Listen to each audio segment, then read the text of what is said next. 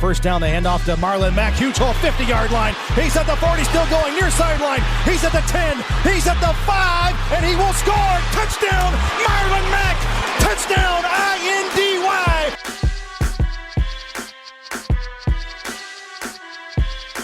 And again, it's picked up. It's Darius Leonard. Leonard with his second INT, and he's streaking down the near sideline. He's at the 40. He's at the 30. He's at the 20. He's going to go. A pick six for the Maniac. Horseshoe is back, baby.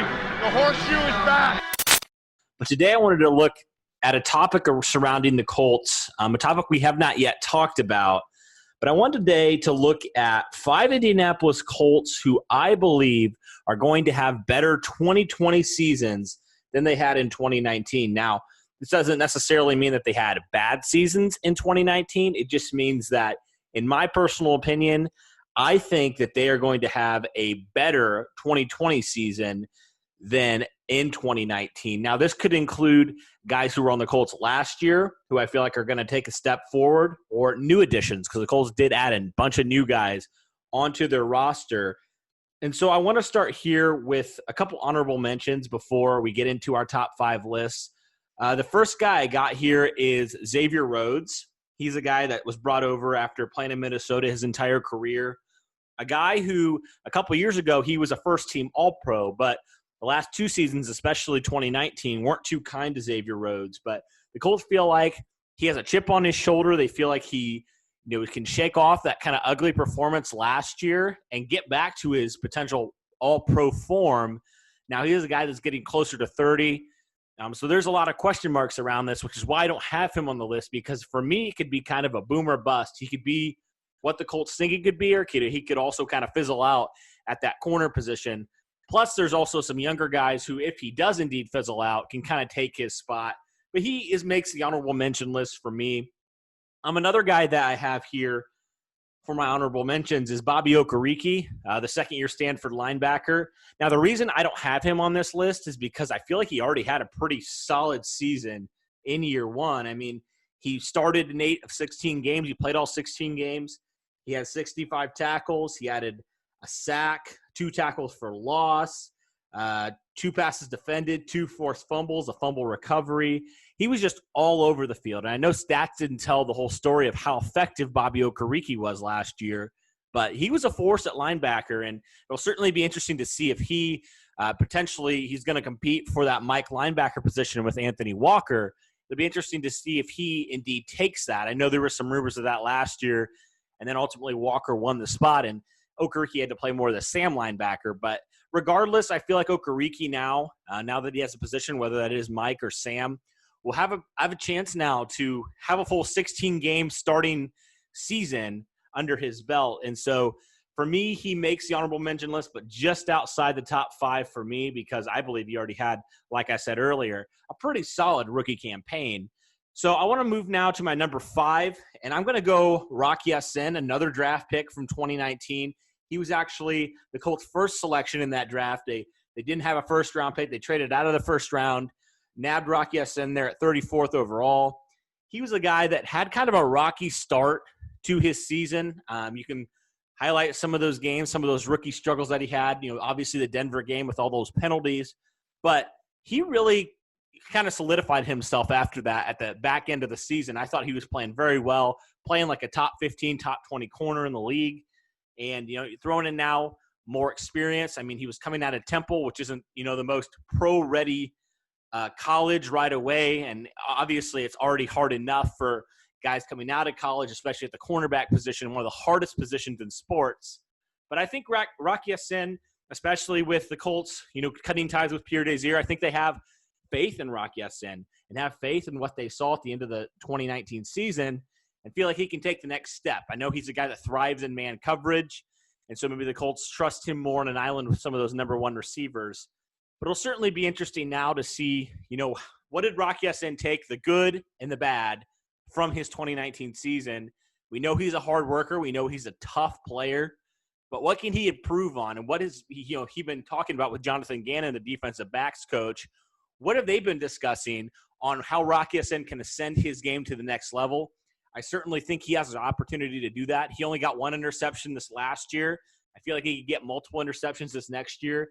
And especially if Xavier Rhodes, who I already talked about, if he doesn't work out, there you go, Rocky Ya-Sin, you're the number one corner then.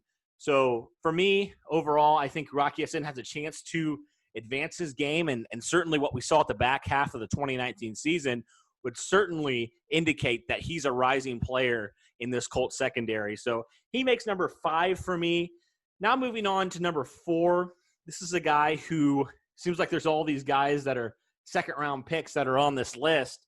There's a reason they were taken in the second round. This guy was no different. Parris Campbell drafted last year in the second round as well. He's a guy that unfortunately dealt with the injury bug a lot last year.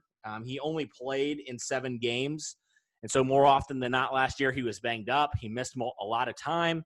But when he was on the field and when he was getting targets and when he had the ball in his hands, I mean, he was effective. I mean, there was a reason why he was the fastest wide receiver in that 2019 draft.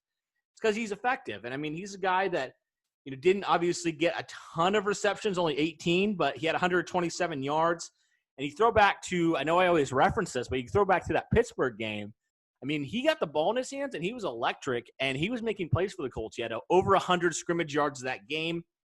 So I feel like if Parris Campbell now can get his body right and more acclimated to the NFL level, which it seems like he is from all accounts, especially with the addition of a guy like Phillip Rivers, Michael Pittman to take some of the pressure off, getting Parris Campbell more in the slot. I know that's something Frank Reich talked about they want to do more of. So I feel like overall, this is a chance for Parris Campbell to just get the ball in his hands and go make a play. And so certainly feel like he didn't do a ton in 2019, so he has a really good chance here to ascend. And, even if he doesn't have a fantastic season, it's got to be better than what he did last year. So overall, I think Parris Campbell's a solid choice here for me at number 4. Now moving on to number 3. A lot of these guys are on offense, it seems like. So I'm going to go number 3 here. It's going to be Nyheim Hines, without a doubt, the former 4th-round pick in 2018. He's a guy that's been more known for his catching prowess than his running prowess, and he's not really going to need to run it because the Colts obviously drafted Jonathan Taylor, and they still have Marlon Mack.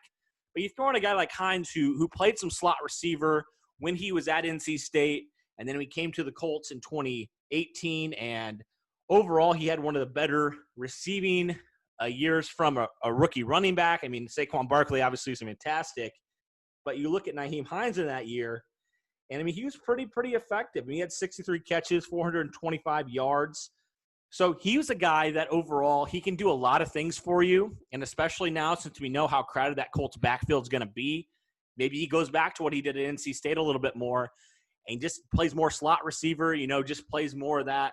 Just getting the ball in his hands, the RPO game Frank Reich talked about. And we know also, Phillip Rivers, a new addition, the new quarterback, how much he loves running backs kind of like Nyheim Hines, those guys who are receiving threats out of the backfield. I mean, you just look at some of the guys that he's had, Darren Sproles, Danny Woodhead, more recently, Austin Eckler had 90 catches last year. So that all translates really well to what Nyheim Hines potentially could do here in 2020. And he's a guy that we felt like, especially last year, was criminally underused by the Colts offense and the Colts personnel. I mean, he went from 63 catches to only 44 catches. And also, Hines can add something a little bit different. Yeah, he's a good receiving back, but he also now showed at the end of the year he can also add some help on special teams. I mean, he was a guy that was absolutely fantastic and electric at the end of the year, the punt return game. He's certainly one of the fastest players on the Colts. I mean, it's kind of funny. You talk about Parris Campbell being the fastest guy of the receiver group in 2019, and then you look at a guy like Nyheim Hines, the fastest running back of anybody in the draft in 2018. So the Colts got a lot of speed on their side. Certainly feel like Nyheim Hines is a really prime candidate to break out, a prime candidate to definitely eclipse all that he's done, especially, even last year, really building upon that and having a lot better stats-wise season in 2020 than in 2019. So let me move now to number 2. I got to say my number 2 guy undoubtedly has got to be T.Y. Hilton. I mean, this is a guy that he's been an Iron Man for the Colts until last year. Last year, he only played in 10 games. And certainly was the least amount of games that T.Y. Hilton's played in his entire career with the Colts. He only had 500 yards, which is the lowest he's ever had. 5 touchdowns, which is, right on par with the lowest that he's ever had. So overall, I feel like this is the thing where T.Y. Hilton throughout his career, he's never had help at the number 2 wide receiver position, never had a counterpart to kind of take the pressure off of him, if you will. But now you throw in the addition of Michael Pittman Jr., Parris Campbell, who we already talked about, Zach Pascal, who also had a pretty darn good 2019 season. I was tempted to put Zach Pascal on this list, but I think just the log jam at wide receiver may not serve his stats that much. It may not sway it that much as opposed to a guy like Parris Campbell or a guy like T.Y. Hilton. So that's why I have T.Y. Hilton on this list, because he had one of statistically his worst season as a Colts player since he was drafted in 2012. With the addition of Phillip Rivers, now a guy who likes to chuck it down the field. We know T.Y. Hilton's game. He's a really good route runner. He can get open, but he loves that go route, right? He loves being able to outrun all the defenders. I mean, that is, if you think of T.Y. Hilton in one play, that's the play that you think of right there. So for me overall, I'm going to go T.Y. Hilton here at 2. For number 1 for me, though, I think you guys can kind of guess it. I've already kind of alluded to it a little bit. But number 1 for me undoubtedly has to be Phillip Rivers. And there's a lot of reasons for this. First off, he had statistically one of his worst seasons in terms of quarterback rating, touchdown to interception ratio. And also his team was just absolutely awful. 5-11 last year, as opposed to even the year before when they went 12-4. Phillip Rivers, 23 touchdowns, 20 interceptions, obviously not good at all by any standards, by any metric. But he's a guy that, like I said, likes to throw the ball down the field. I mean, he had 4,615 yards. So he's a guy that knows how to chuck it. And I think, with T.Y. Hilton hopefully coming back healthy, you also think about, Parris Campbell. You think about the running backs. You think about Michael Pittman. You think about the tight ends. You think about the offensive line, which Phillip Rivers did not have with the Chargers. All those things factor in. And also, throw in Frank Reich and Nick Sirianni, the offensive coordinator. I mean, all these connections I feel like are going to help Phillip Rivers cut down on some of those turnovers. Because you look at a lot of those turnovers that he had in 2019, I mean, pretty much a good majority of them were when his team was behind and he was trying to make a play and help them come back and help them win.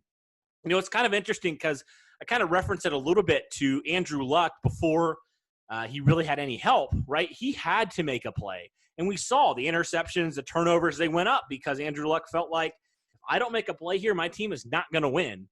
And more often than not, Andrew Luck would do it. And obviously Andrew Luck is a lot more athletic and was a lot more younger and all those factors than Phillip Rivers now, especially a very immobile quarterback.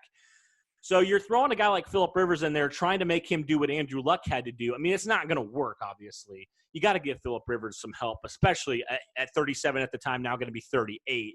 So for me, you have one of the best running attacks in the league now, especially with the addition of Jonathan Taylor, should elevate that group. Effective-wise should be maybe one of the top groups in the league. So for me, I think Phillip Rivers undoubtedly is a number 1. I mean, he's got a good, solid foundation around him. He's got an offensive line to protect him, and he's not going to be asked to do everything. And he also is familiar with the system, which I think is going to serve him very well, especially, obviously with coronavirus and not being able to be physically with teammates. But fortunately now it looks like Phillip Rivers has been throwing with some of his receivers, which will definitely start serving them well. But for me, I got to think Phillip Rivers is a guy who definitely is going to have a better 2020 season than 2019. I think the passing yards will still be there. I think the touchdowns will still be there. Hopefully the interceptions will taper off a little bit, and I think they will with Phillip Rivers not being asked to go win every single game from the Colts, because I don't think the Colts are going to be behind as much as the Chargers were last year. So that's my list for the top 5. I guess technically you could say top 7 Indianapolis Colts, who I believe will have a better 2020 season than they did in 2019. What do you guys think of my list? I'd love to hear your thoughts. I'm sure there are plenty of other players who I could have included on this list. Let me know in the comments who you think will have a better 2020 season than 2019. All right, that'll do it for this podcast, guys. Thank you so much for listening, and as always, go Colts.